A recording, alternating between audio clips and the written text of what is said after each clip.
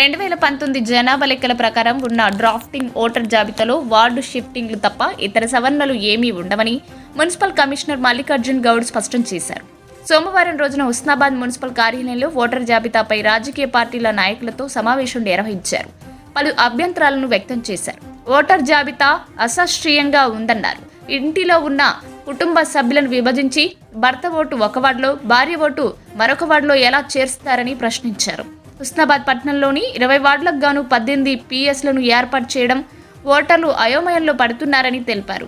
ఒక వార్డులో ఉన్న ఓటర్లను ఒకే వార్డులో ఓటు హక్కులను వినియోగించుకునేలా చర్యలు తీసుకోవాలని అన్నారు.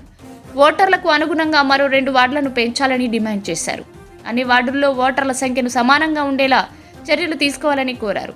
సవరణలు లేని సమావేశం ఎందుకంటూ పార్టీల నాయకులు మండిపడ్డారు. చనిపోయిన ఓటర్లను తొలగించే అధికారం తమ పరిధిలో లేదని కమిషనర్ స్పష్టం చేశారు. కొత్తగా ఓటు హక్కు నమోదు చేసుకోవచ్చని, కొత్త ఓటర్లకు ఈ ఓట్లలో ఓటు హక్కు ఉండదన్నారు. కొత్త ఓటర్లను చేర్చడం కానీ, ఉన్న ఓటర్లను తొలగించడం కానీ ఉండదన్నారు. బ్యాలెట్ పద్ధతిన ఎన్నికలు జరుగుతాయని అన్నారు.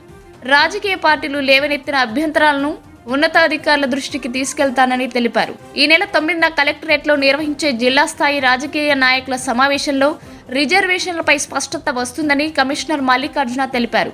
ఈ కార్యక్రమంలో జిల్లా గ్రంథాలయ chairman Kedam Lingamurthy, Congress, BRS, BJP, BSP, CPI నాయకులు మరియు అధికారులు తదితరులు పాల్గొన్నారు.